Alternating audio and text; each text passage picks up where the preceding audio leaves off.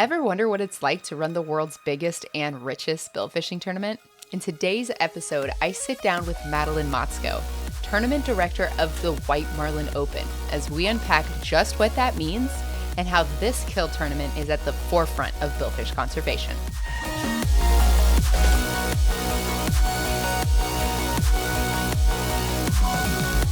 Welcome to the Katie C. Sawyer podcast. I'm your host, Katie, checking in from 100% humidity, South Texas. If you hear the foghorns going in this chat, just roll with it. That's what they are. I have a special guest today, tournament director of the White Marlin Open, Madelyne Motsko. Madelyne, thank you so much for joining us.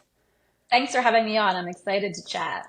Yes, me too. I had the privilege of meeting you last year at the White Marlin Open, getting to sit down and talk to you a little bit. And I've been a big fan ever since. But I think what really solidified this relationship was when you sent me some dancing chicken videos on Instagram. They're so great. They're my favorite, and I cannot get enough of them. I can't either. It was immediate soul sisters. So I'm stoked to have you here.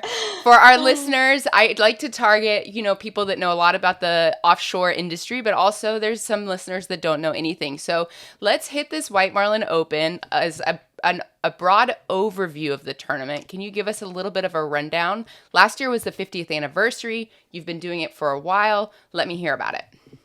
Sure. So the White Marlin Open, we're the world's largest and richest billfish tournament. We started in 1974, and my mom and dad started it, and my sister and I have grown up in it. It's all we've ever known.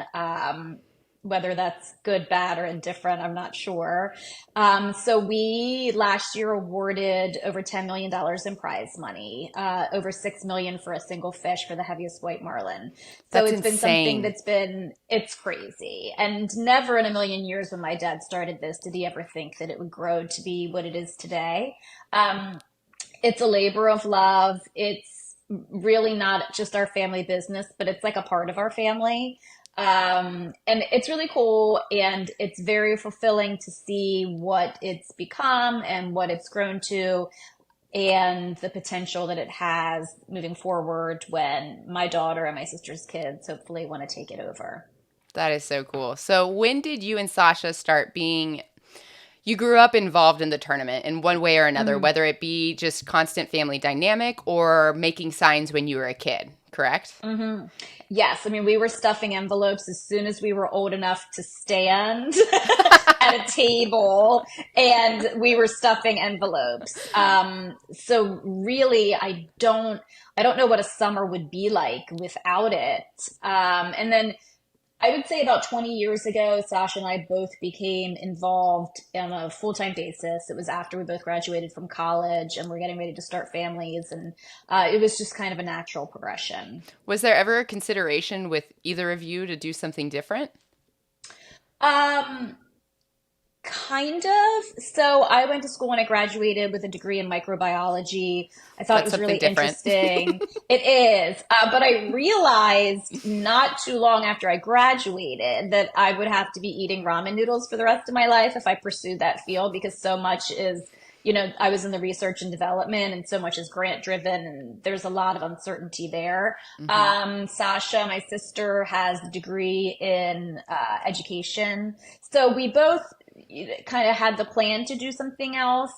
But then the tournament got to a point that it got so big, we realized dad really needs full-time help with this. And both of us wanted to have families. And even though this event's a lot of work and it's really hectic in the summertime, it's great to be able to raise a family. So, we didn't have to be outside of the home working. We could work from home, which made it a lot easier when we were raising our kids. Yeah, definitely. And that whole saying, it takes a village, being able to be involved in a project of such magnitude with those that you love, I think that there's something really special about that, and that speaks for itself. I want to get into that a little bit later. Mm-hmm. For the tournament itself, let's talk about what was the progression. You said it was it's the largest and richest right now.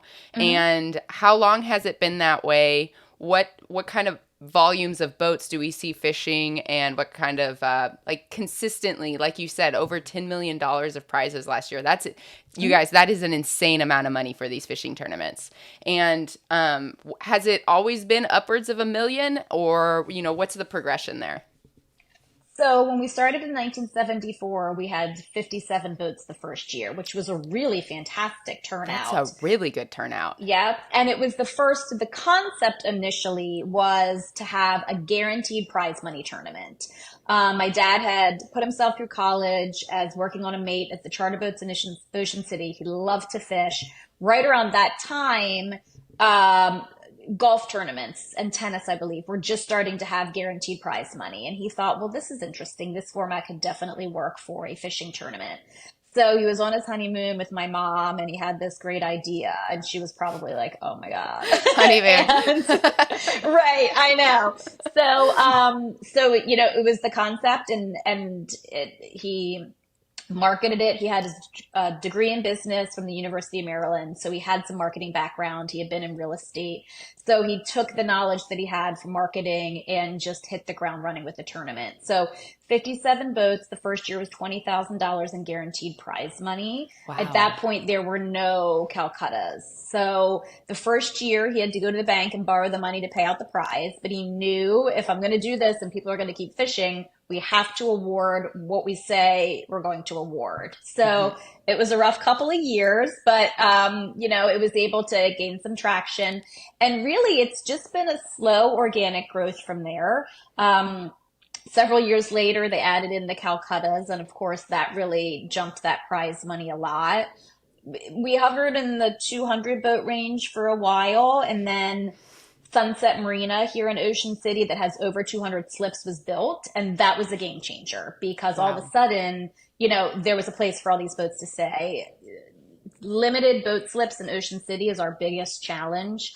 It's not like the west coast of Florida where there's a million boat slips everywhere you go. It's really limited here, and especially as boats continue to get bigger, that's a challenge. So when Sunset Marina came on the scene, big game changer for us. What year was that? I want to say, I'm not sure the year, maybe 20. Wait, what year is this? How old am I? 2024. I don't know, maybe like 25 years ago, something like that. Okay, yeah. Right there around the millennium. Maybe even, oh gosh, maybe it was even before that. You know when you think that the 90s was 10 years ago? Yes. And then you're wait a second, the 90s was 30 years ago, and having one of those moments. I'm going to segue for just a sec. Like the other day, someone was like, they're remaking Mean Girls. And I'm like, that movie came out like 8 years ago. Like, how are they remaking? Right. I feel that's you. When we're at this point, it's awful. So, so Sunset opened up, really a big deal for our event. Our biggest year, I believe it was 2006. It was right before the financial crisis when everybody was doing great. We had 449 boats at that point, but we were still just a couple $1 million in prize money because of what we were offering Calcutta-wise. I want to pause you for just a sec. Okay. Because there's too many tasty tidbits you just threw out there. So, you guys, I have to say that for a tournament to have 200 boats participating in it is already like a very, very large tournament. The Bisbee's Black and Blue generally averages just over 200, I believe. The Big Rock tournament is a huge tournament in the U.S., and that one is about 250, I think. And then Mid-Atlantic as well is about 200. Like, those are like all the top tier bill fishing tournaments in the world are averaging about 200 because that is a massive number. In the Gulf of Mexico, if you have a tournament that's over 100 participants, that's huge. That's huge. So when Madelyne just subtly says, over 400 boats participating, that's a really, really big deal for the tournament, but also for Ocean City. Yeah, we're a huge economic driver. So it is the busiest week of the summer in Ocean City consistently. The businesses all say it's the best week of the year. Not only is it the busiest, but the clientele that's being brought into Ocean City, they've got money to spend when they're here. So everybody loves what has now become Marlin Week in Ocean City. Huge economic driver. We had oh my gosh, I think it was in 2006 or seven, there was an economic impact study. And at that point, it was over $16 million. And at that point, we were only awarding 2 million. So, That's we're crazy. definitely probably around 40, $50 million a year in economic impact to the town of Ocean City, the state of Maryland, the federal government, for 1 week. So it's big. And we're proud of that. You should be. You should be proud of that. That's seriously amazing. Now, when you say Calcuttas, let's talk a little bit about the structure of the tournament from the beginning. I was looking at it, and from what I understood, correct me if I'm wrong, is the tournament started as catch and release, but the fishermen were a little leery of relying on not seeing a fish wade. Is that right? And then in 1981, it became a kill tournament option. Well, we had the money was more for release when we started, but actually, and gosh, I don't even want to publicly admit this, but it in the beginning it was the most fish. Uh huh. So, back I mean, that was in then the 70s. conservation wasn't exactly. So Hmm. conservation wasn't a concern and all of those things. So the first year they threw a ton of white marlin on the dock. And after that year, I think, my dad started thinking about the optics of what that looked like. And while, everyone in the fishing industry knew at that time that wasn't really an issue, for the species itself, doesn't look really good. So they kind of adapted the format and went with heaviest and had, minimum weights and lengths that were bigger than the federal government's minimum weights and lengths, which we still have now, and started and put in a points, like a point structure in place for catch and release. That's cool. And that point structure is really interesting, and I want to get in that. But the Calcuttas, so now you have weight, catch and release, and Calcuttas. What are your Calcuttas? Oh gosh, I think last year we were up to almost 30 different ones. So there's a little bit of something for everyone. And a lot of people, it's interesting, a lot of people that are interested in the tournament have never fished, or even some of the ones that have, call and say, how do these really work? And the way that I always describe them is like they're individual betting pools. So you can buy in to any that you want to. They're all independent of each other. You can do all, you can do five, you can do none of them. That's fine too. So you buy in, and then if you happen to win, you get a piece of that prize money from that particular Calcutta. We offer Calcuttas for white marlin, blue marlin, tuna, dolphin, wahoo, and swordfish. Dolphin is mahi mahi, dolphin fish. Mahi, yes. Oh gosh, yes. Not the mammals. No, not the mammals.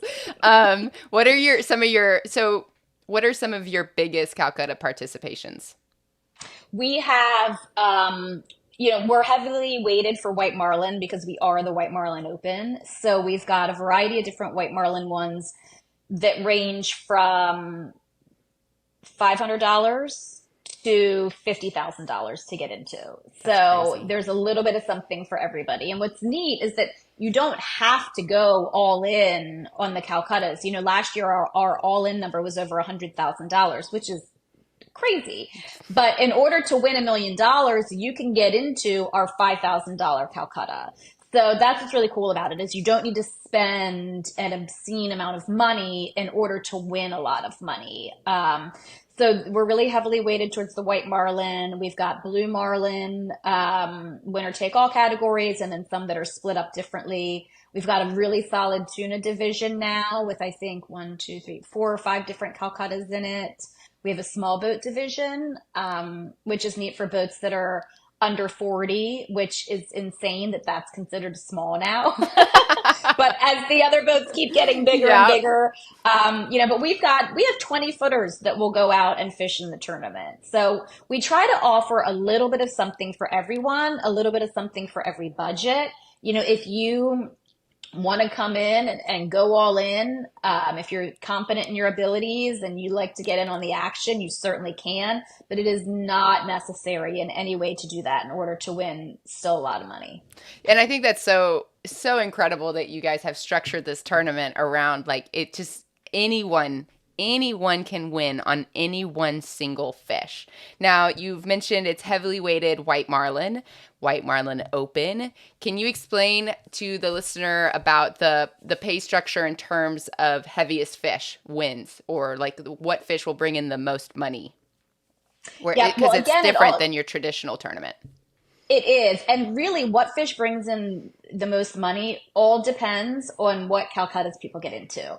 So we've had years where the first place white marlin was only in a couple of the less expensive Calcuttas. So the second place white that was in everything ended up winning $3 million more than the first place. So it's, we do go by weight, but how that gets paid out, it's different every single year. Couple years ago, we didn't, a tuna won a ton of money. Like, we typically award for first place tuna, if you're in everything, you're going to be over $1 million. But, the way that ours is set up, if we have no white or blue marlin that qualify, that'll trickle down to tuna. So we've had multi-million-dollar tuna in the past.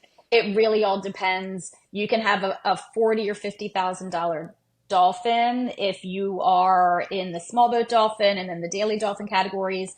So it's not traditional, but it's what makes it so exciting. Yeah, it's so cool. And it's electric. It's electric. Every single day of fishing is really exciting. Now, when Madelyne mentions that if there's no white or blue marlin weighed, that's not because they're not catching these fish. You guys have set up a structure or a tournament model based around conservation. And you mentioned earlier that your length restrictions or your length minimums exceed that set by the U.S. federal government. Can you tell us a little bit about your lengths, your minimums, and the point structure that you have for release or weighing? Yep. So our minimum for white marlin is 70 inches. So first, in order for the fish to be weighed, we don't even take it out of the boat until we measure it. And it has to meet at least 70 inches. If it meets that 70 inches, then we weigh it. And at that point, it has to be a minimum of 70 pounds. Okay. So blue marlin's a little bit different. We don't do weight. We only do a minimum length. So as long as you meet that minimum length of blue marlin, then we'll take it off the boat and weigh it. So what we do for our release points for billfish, for white marlin, we do 70 points for a release. If you're weighing a white marlin and it meets that 70-pound minimum, then you get a point per pound. For blue marlin, you get, I believe off the top of my head, it's 175 points for a release. And for a weighed blue marlin, it's a third of a point per pound. You can release sails. We don't have a lot of those, but sometimes we do spearfish. So we give points for all of those. And that goes into either your total billfish points, which can be a mix of releases and weighed fish. Our release ratio for the tournament is over 98%. So like you said, last year it was a slow year with billfish being weighed. It's just because all the ones that were out there were small, but still over 900 fish were caught. So it can be a little misleading, when you see those numbers. Everyone's like, oh, there's just not any white marlin here anymore. And you're like, no, they just didn't happen to be big this year. Meanwhile, a couple years ago, we had 3 weighed that were all over 80 pounds. So, that's huge. Yeah, we all know that it just depends on, their migratory patterns and how warm the water is and all those other factors. So, a couple things for the listeners. The largest white marlin to ever be caught in the world weighed, I believe, 181 pounds. And that was a beast of a fish. It was caught in Brazil. It's real big. It was like, I want to say it was in the 70s, but I'm not sure. It might have been the 90s. But it was 10 years ago anyway. So it doesn't really matter. I was going to say 20. So yeah. Same thing. No, sorry. And the largest white marlin to ever be weighed in, now I don't know if what it is for the US, but for Maryland, isn't it 99 pounds? Yeah, 99 pounds. Like that's a really big white marlin. So that's a real big white marlin for this area, yes. And I think that the point structure of having obviously a minimum length is really good. And then 1 point per pound really encourages the anglers, the teams, to release smaller fish and Hmm. keep the bigger ones, because if you bring a fish to the dock, you could have gotten 70 pounds for release, and you didn't have to deal with the whole harvesting of the fish. Then, Exactly. if you can keep fishing and get 70, 70, 70, it's much more beneficial than a 71 pounder. But, Exactly. and also with the blue marlin, I think it's a third of a point per pound when you weigh them. Yes. So Hmm. with your minimum length on blue marlin's 114, I believe, right? Do you know I off the think top of it's your head? 114. It's 114 or 112. Yeah. So 114 is 15 inches over Hmm. the federal minimum for blue marlin, and having 175 is the point structure for the blues, I Hmm. believe. So Hmm. if you have anything if you have a fish that weighs less than 500 and I think 25 pounds, don't quote me on that, but something like that, Hmm. you're going to miss points by bringing that fish to the dock. So Right. I think it's a really exceptional structure that you have going on in terms of conservation, because you're encouraging catch and release, but you're also giving these anglers the ability to bring a big fish back to the dock Hmm. and really make history. Now, what's the biggest blue marlin y'all have ever caught during the White Marlin Open? So we've weighed a couple granders. We were, That's I believe, crazy. I think 1,096 maybe was the biggest that we ever had, and that was a state record for a long time. And then just I think 2 or 3 years ago, the Bill Fisher caught one a little bit bigger during the Mid-Atlantic tournament. So, but we want Man, to get that record back. I was actually just talking to my dad about that yesterday, and I was like, I want to get that state record back. no So big deal. hopefully we'll get a bigger one than that. But yeah, and it's funny because I remember the first state record that was caught that was over 1,000 pounds. I remember when I was little and I was at the dock and it was a small boat. Maybe it was like a 30, around 30 footer. And I remember as it was coming in, he swung to one side and you just saw the massive tail out of the side of the boat. And then he swung to the other side and there's this massive, massive bill. And Oh the my fish was gosh. huge. And that was such a really cool thing. And it's neat because, every night to watch our weigh-ins, we have thousands and thousands and thousands of spectators that come to watch. And the vast majority of people don't have the opportunity to go out in the ocean. And if they do, they're not going to see 1,000 pound blue marlin. So to see something like that, up close and personal, it's really neat. It's super exciting for the spectators. And it's something that they would never experience otherwise. No, and it's got to enlist so much curiosity, for especially from like the young spectators. I know that Oh, yes. when I was working in the Gulf of Mexico for the Mississippi Gulf Coast Billfish Classic this last year, we were doing. I was watching the scientists take samples of these fish that were being brought in, and this little Hmm. girl came up to me and she's like, "I want to study fish when I grow up." And I was like, wow, Yeah. that is so cool. That is so cool, because I mean, this work that's being done, like you said, there's so many people that would have never even seen a blue marlin. Like, they're technically rare Yeah. event species, or white Hmm. marlin, all of them. Hmm. And I mean, I've definitely never seen a fish over 1,000 pounds. I've been wanting to catch a grander for a long time. People Hmm. fish their entire lives to catch a grander. It's a Yeah. really, really big deal to see a fish that Hmm. size. So, I mean, I think that is incredible. And like you touched on, how people come from all over the country to Hmm. watch these weigh-ins, people that have never even been on the ocean before.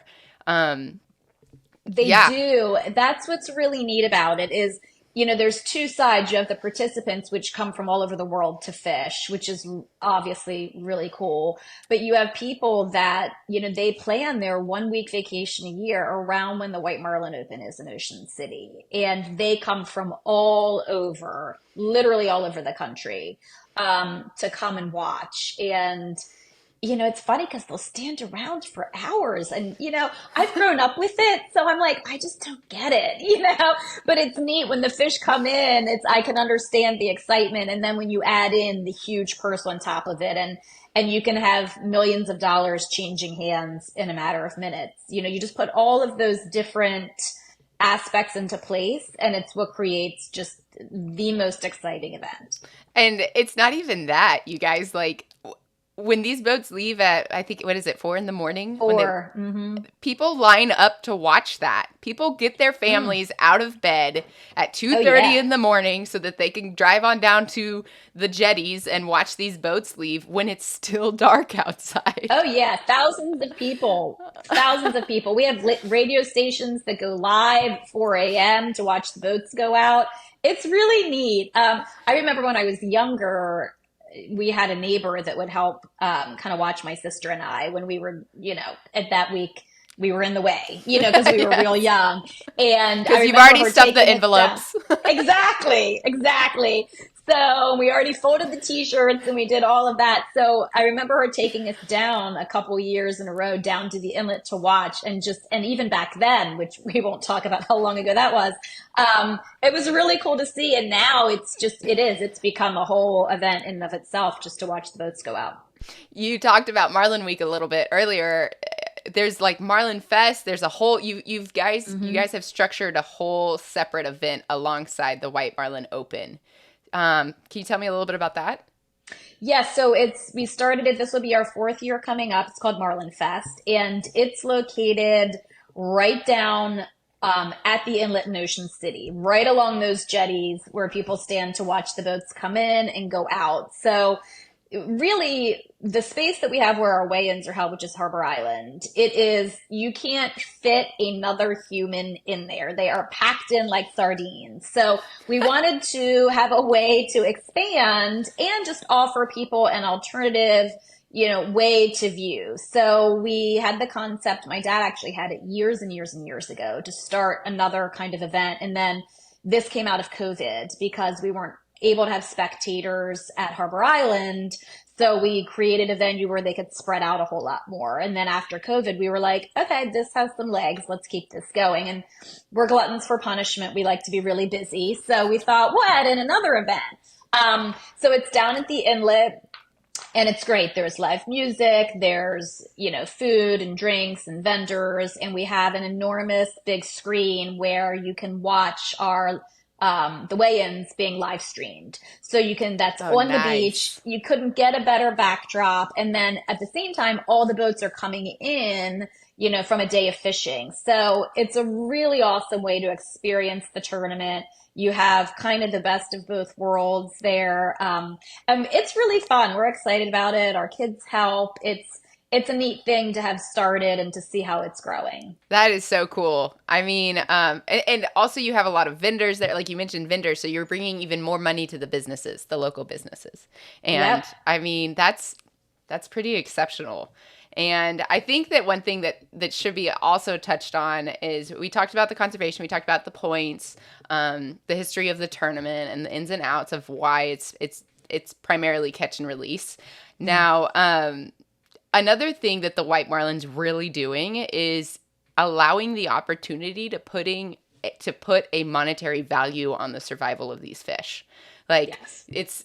environmental economics. You guys are making it super easy by knowing how many boats, how many fish are being Hmm. seen, how many fish are being caught, the approximate sizes of the fish, and how much money is being brought into the community because of those fish.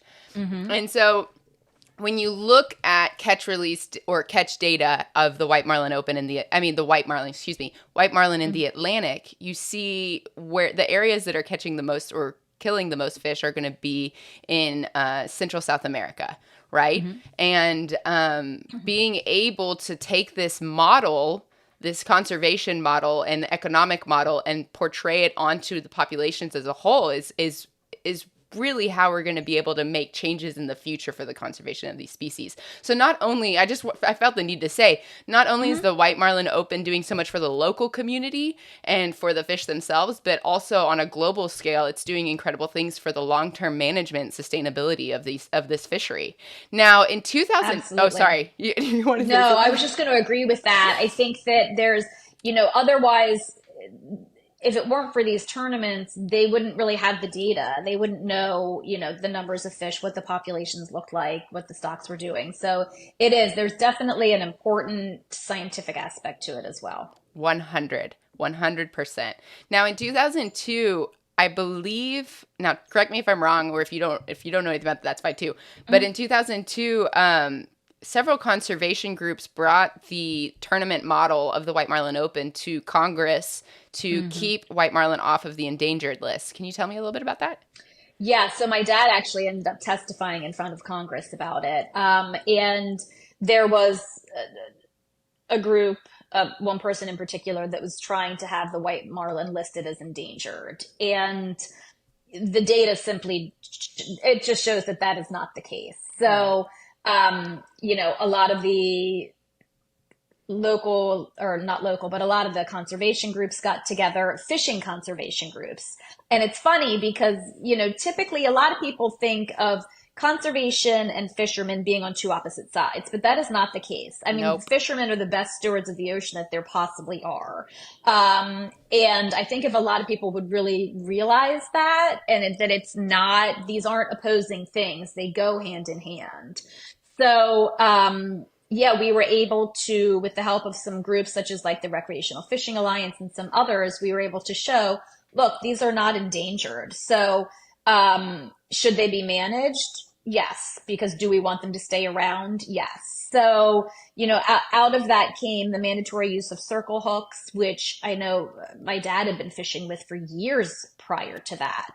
That makes a big difference on the survivability after release of the fish. And then they also came to an agreement, basically, that there is now a quota for the number of billfish that can be harvested in any given season. And all the tournaments you have to register with NOAA, and then you have to report all that data. So it's good because it keeps everybody accountable, and it's a way to monitor how the white marlin stocks are doing. And it has also made it so, in response to that, like I said, we've always had higher than federal minimums, but we just keep pushing ours higher. And to my knowledge, we're the highest minimum that there is, and we feel like it's really important to set that standard and to lead by example. That it's really important that the big ones are out there. Yeah. They are out there, and last year there was some rumblings, people saying, well, there have only been like two marlin even, brought in, and it's hard to win this. It should be hard to win it. We are the Super Bowl of fishing. It should be hard to win it.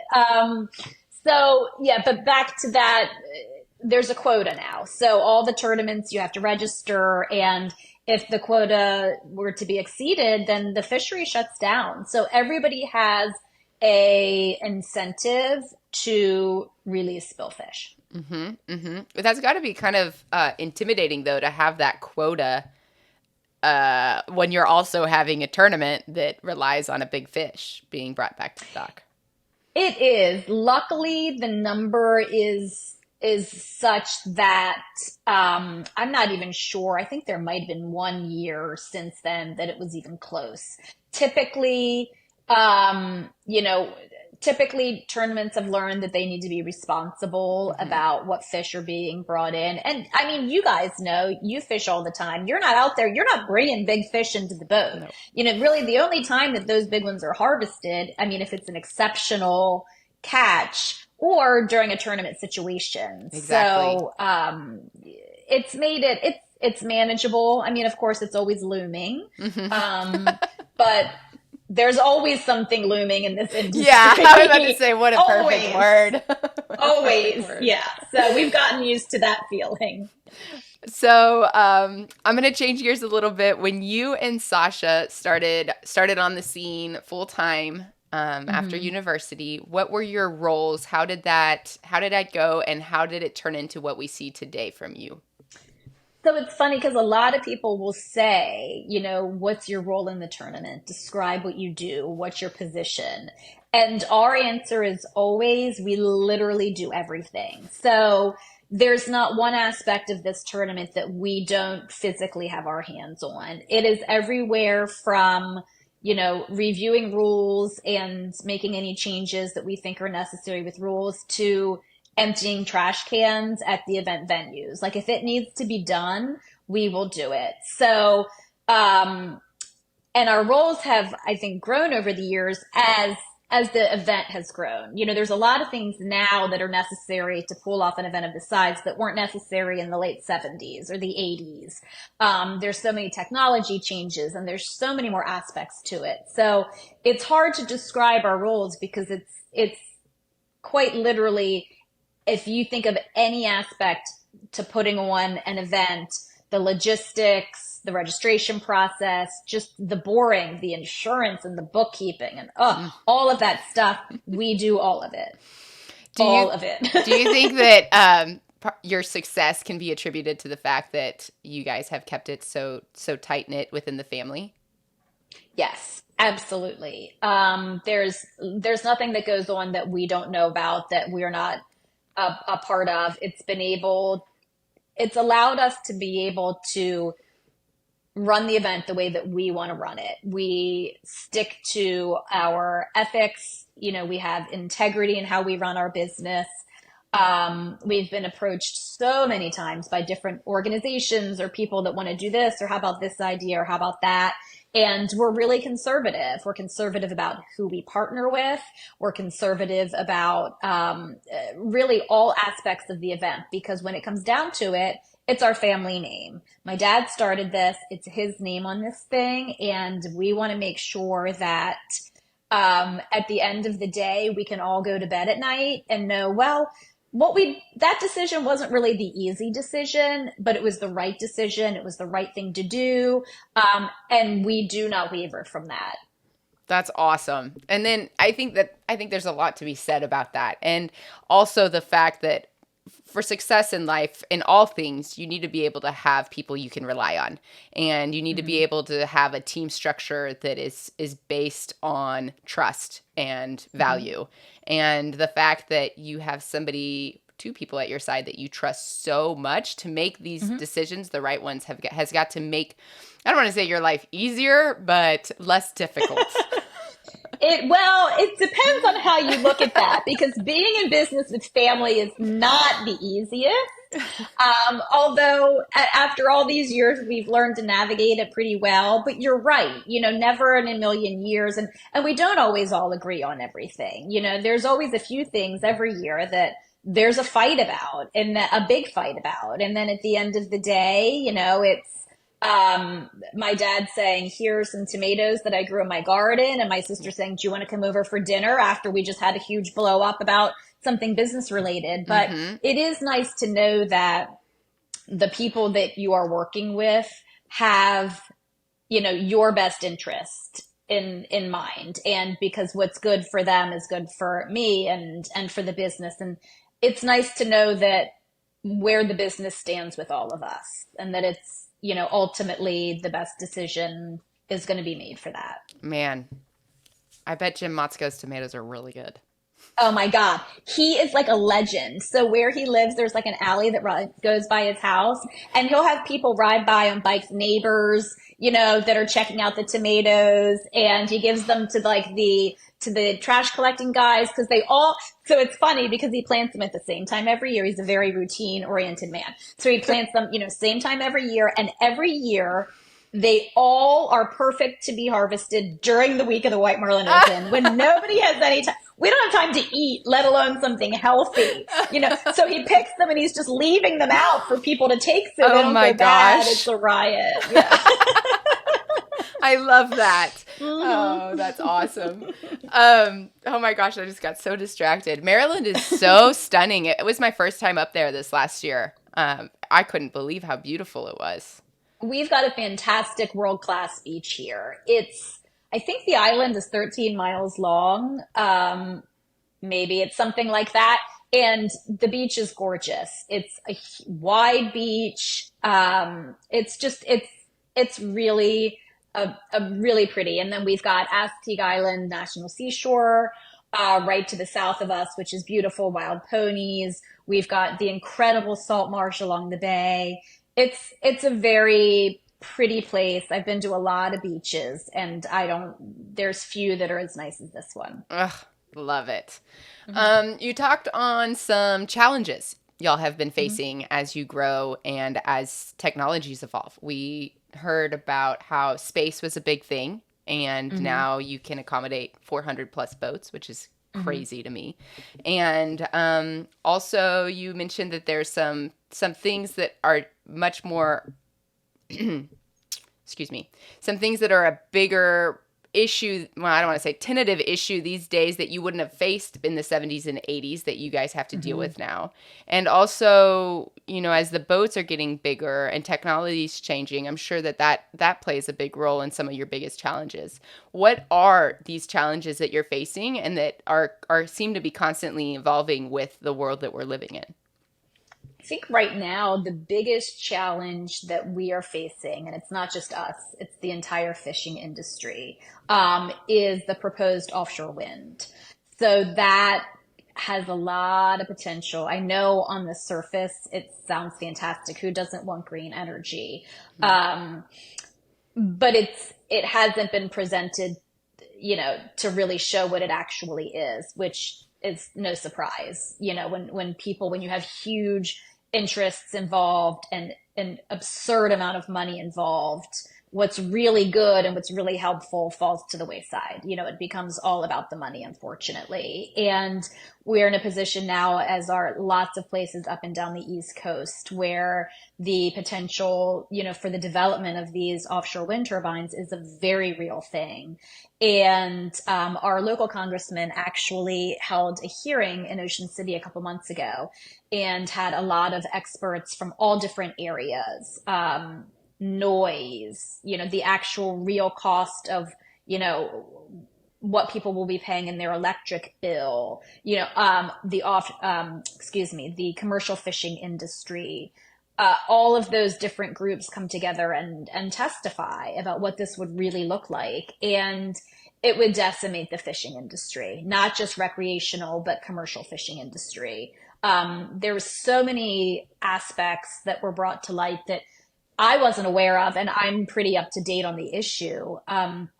That's a really serious one. And then in addition to that, even though they say they're two separate things, but they're really tied together, is the potential for the speed restrictions off the entire east coast of the United States. And I know now they're proposing the same for the Gulf.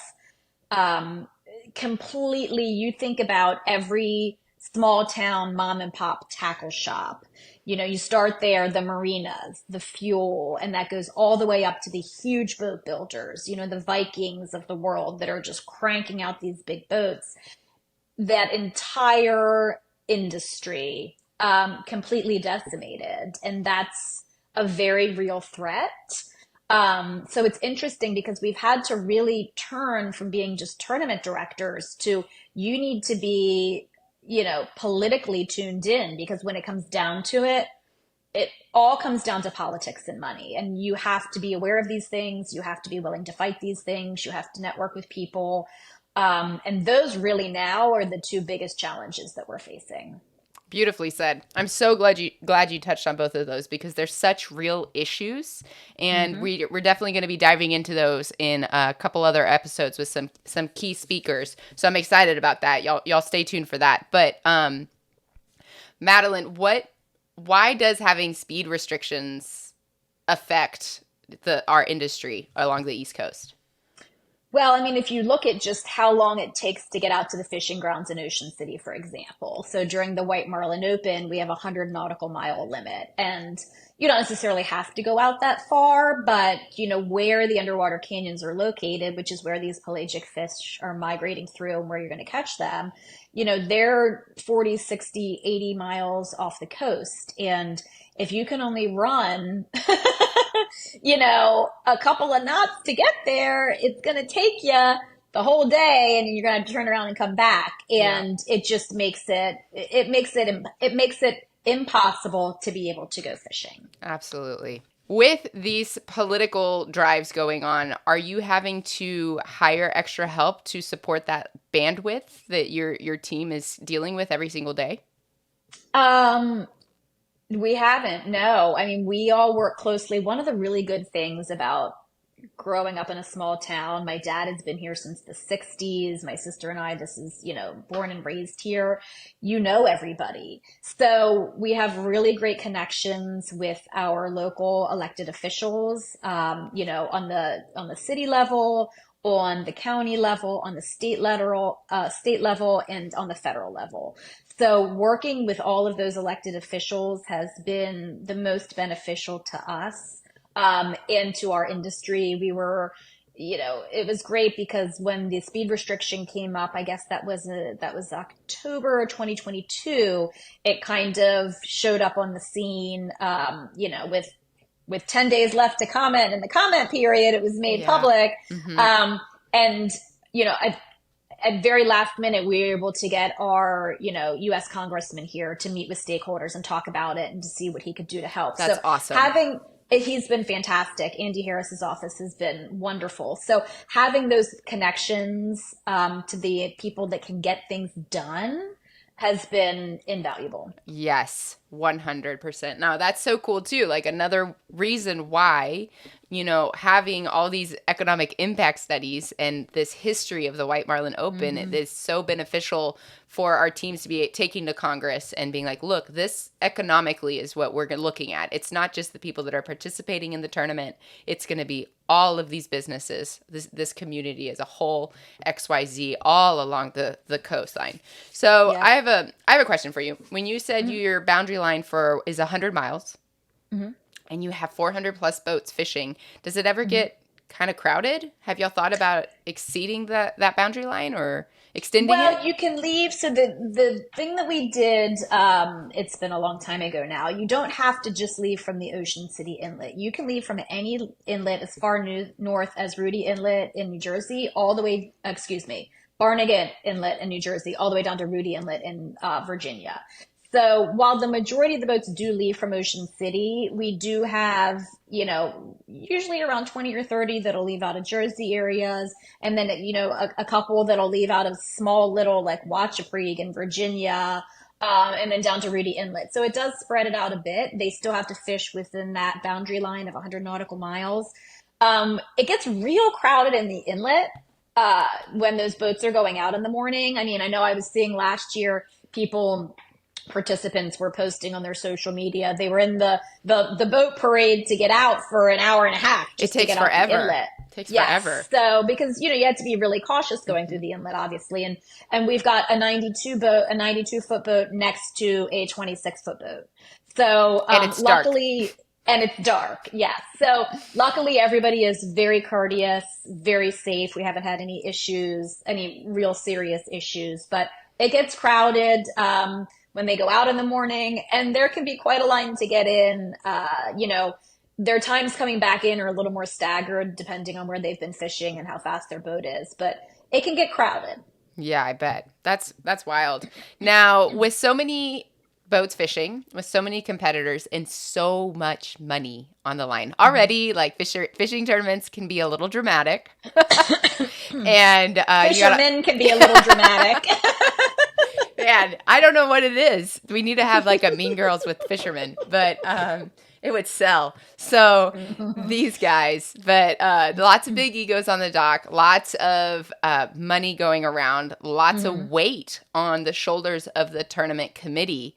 What is that like? I mean, that's got to be you guys have had to have faced some serious challenges and gone through some serious challenges. Can you tell me a little bit about it? We have, and I think, it's hard because the reason that our event has been successful is because the participants trust that we have integrity. They trust that we are not going to violate our own rules, that we have standards, that when we say, we are going to pay out, this is the purse, that's what we pay out. And that's why we've been successful. And there's a lot of pressure. There's a lot of pressure to get those decisions right because something is always coming up. And there's a lot of pressure. I'll just put it that way. And there have been challenges. We have a whole protest procedure in place so that participants can protest a fish or a ruling of the tournament directors. And it's funny because if you go back and look at our first tournament brochure, the rules are like this long. And then you get into it now and it's like page after page after page, and you I hate to have to bet. do it, but every year there's literally a new scenario that comes up that's never happened before. And then you're like, okay, well, we need to address this in the rules for moving forward. So it's a constantly evolving thing. It's a living, breathing thing. There's a lot of pressure to get it right. I'm not saying, 100% of the time every decision we make is the right one, but we make all of those decisions with the best interest of our participants in mind, and just protecting the integrity of the event. Well, it shows that you do that because you have so many boats every single year participating in such a successful event. So props to that, because I mean, the fact that you say that like there's always something new brought to the table after 50 years of running this tournament, like that just that's mind blowing. That's crazy, but also not at all surprising. No, and especially, because every year there's a new technology, or there's a new technique, or there's new tackle, or there's, there's always something new. Several years ago, we had to put a rule in that you can't use spotter aircraft. I mean, like, like just stuff out of it's just things that you would never, when in 1974 you're writing the rules for the tournament, and the idea of somebody having a plane fly over and spot fish wasn't even a thing, and now you have to have a rule about it. So it's constantly evolving. Wow, that's amazing. Oh, I bet the stuff you've seen. What are some of I mean, you mentioned the fish when the first grander you saw as a kid, and that's got to be just an isolating incident for you. But what are some other big memories you have from the White Marlin Open?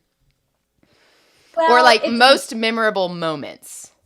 My perspective is so much different, being on behind the scenes. I think last year was our 50th, and we were recognized by a lot of local and state and federal officials. It was really neat. We received citations, a plaque from plaques, key to the city, and Wow. there was a flag, an American flag, flown over the U.S. Capitol building in our honor. And then my dad was presented with that flag during the first day of weigh-ins last year. And he's the most humble, like almost to a fault. I'm like, come on, like, at least, be like, wow, this is cool. I did this. He's the most humble person to ever. And I remember they had this, the American flag, it was folded in the neat triangle, and he was presented with it. And he leaned in, and there's crowds of people and everyone's cheering. And he said, I think people think this tournament's kind of a big thing. And I was like, yeah, people think that, and it kind of is, but it was literally, I can honestly say it was the first time that thought had even really crossed his mind. Oh man. So that moment in particular, and just that exchange with my dad, was really something I will never forget. And then you have some moments that you don't want to remember. Right. Some of them are memorable for the wrong reasons. There's some of those. It's funny because when my dad started this, his original idea was that he was going to fish it and that he could win and then kind of keep his love of fishing going, and it could support his habit and he could become a professional angler. And he fished it for years. And it was different back then too. The optics weren't negative at that point. And he fished it up until my sister had a 2.5-year-old and twin newborns, and I had one newborn. Oh my gosh. And my dad's like making his plans to fish the tournament, and we were like, "Are you crazy? There are 2 of us, and there are 4 children. 3 newborns and a toddler. There is no way that you are fishing." And how many event. Participants? Right. Well, exactly. Which a lot of them are worse than the toddler and the newborn. So, and we were just like, there is no way, you have to stop. We cannot do this. Like, we are already crazy people. So, but before that, he actually, one year, I think he won like 3rd place Mahi. And I was young, and I remember vividly standing at the chalkboard with him when he had his mahi weighed. And that was a really neat moment. That was a cool moment. I bet that was cool because you'd seen so many people from the very beginning, Yeah. and then you got to stand up there with your dad, and Yeah, it was that's neat. pretty There's a picture special. floating around somewhere. Oh, well, see if you can find it. I want to throw it on here if you can. But oh man, that is so cool. What about with the sonar involvement? Has that been an issue for y'all at all?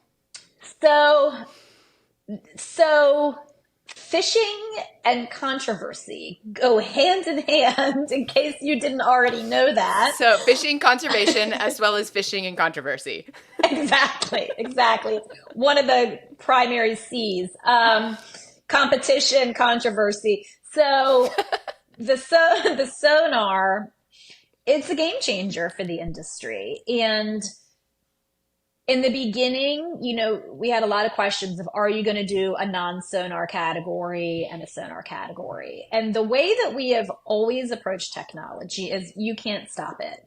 There's always going to be something new. There's always going to be something better. And to start, it's always going to be really expensive. And then as the years go by, it becomes more accessible, it becomes smaller, and it can fit more boats. It becomes more, becomes more affordable. So because we've always kind of taken that approach, we took that same approach with the sonar, and we decided not to do any separate categories for sonar and non-sonar. And we've seen, just as we thought would happen as the years go on, more and more boats are getting it. And now, on a new boat, it's standard and it's small enough to go in a center console. And technology just changes so rapidly. You're not going to stop it. And that one in particular, we thought, let's just give it a couple years and see how it plays out. And it played out just how we thought it would. Wow. I think that that's very interesting that y'all made that choice and it worked out that way. Probably from experience, that these things are constantly evolving and changing. Yeah. So why do you have a small boat category? So that was more the small boat category really started because they said, we don't feel like we can compete against the big boats. And the main reason was because they weren't as fast as the big boats.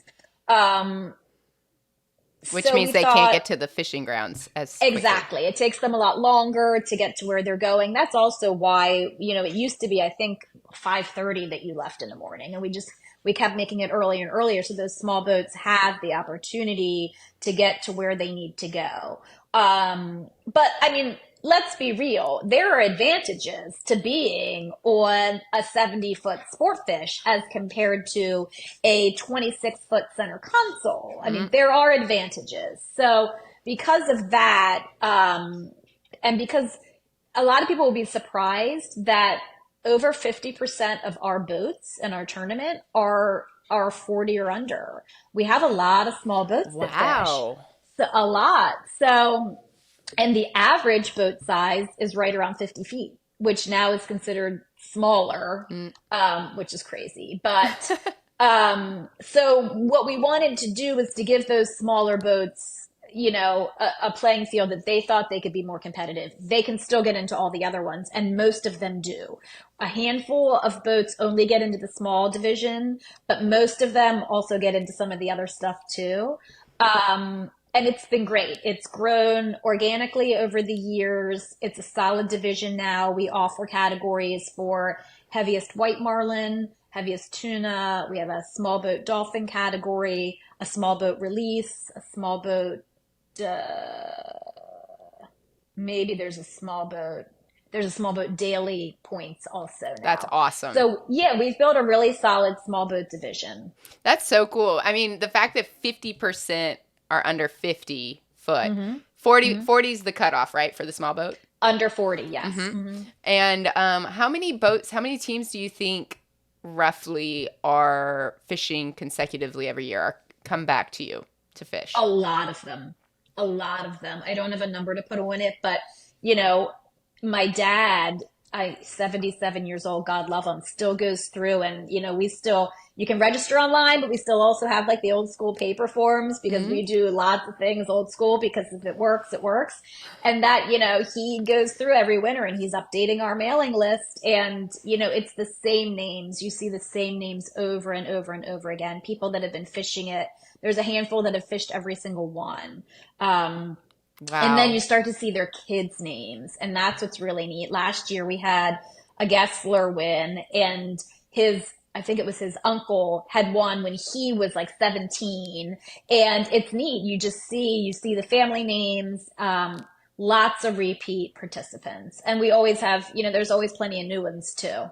Yeah, because anyone can win, and this is such an enticing tournament. Now, if you Hmm. have a 900-pound blue marlin brought back to the dock and Hmm. a 90-pound white marlin, Hmm. and those are the two heaviest of each category, Hmm.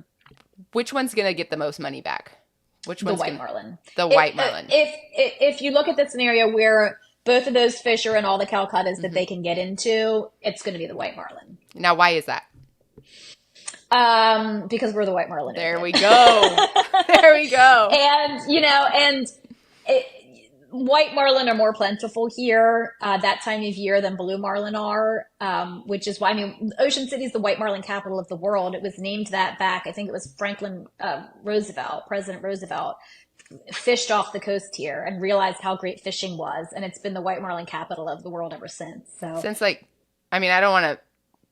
My history is not was it very the good, but 30s, I was maybe? gonna say, yeah, like Oh early. no, Okay, good. Well, we don't a know, but long it was time a long ago. time ago. Yeah. It was like 50 plus years ago. Right, right, right.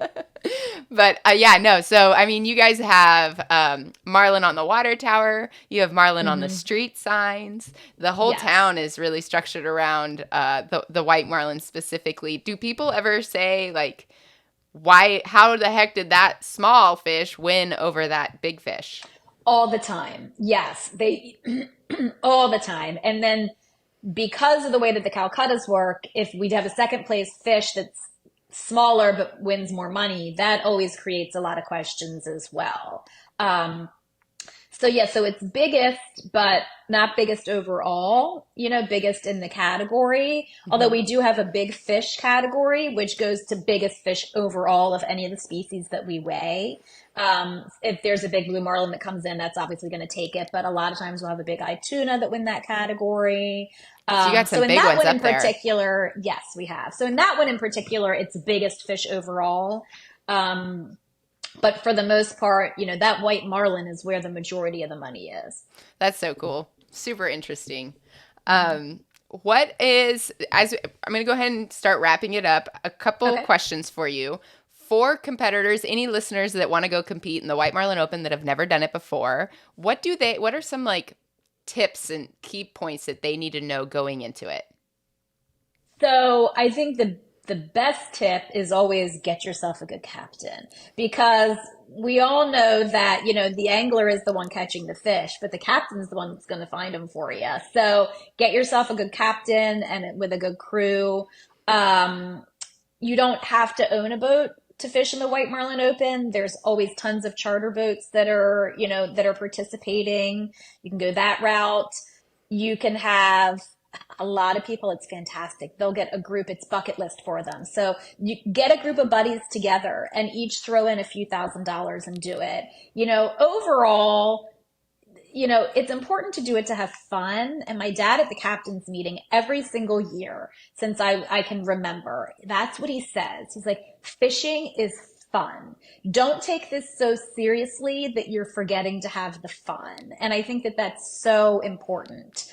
But yeah, charter a boat, get a group of friends together, go out on a buddy's boat, and yeah, it's a chance to win last year a $6 million check for a fish. Oh my God. I Hmm. mean, can you It's mind imagine? blowing. It's mind blowing. And what's really weird is that I've found myself kind of with those kinds of numbers getting like desensitized to it. And then I'm like, and then every once in a while I'm like, oh my gosh, like, could you imagine like that would change your life? So, I have to stop and kind of put it in perspective I because it bet. does. You get desensitized to it after a while. I bet. What about your thoughts on female involvement on the teams? Do you see a lot of female anglers and captains and crew out there? We're seeing a lot more female anglers. I'm not aware of a female captain.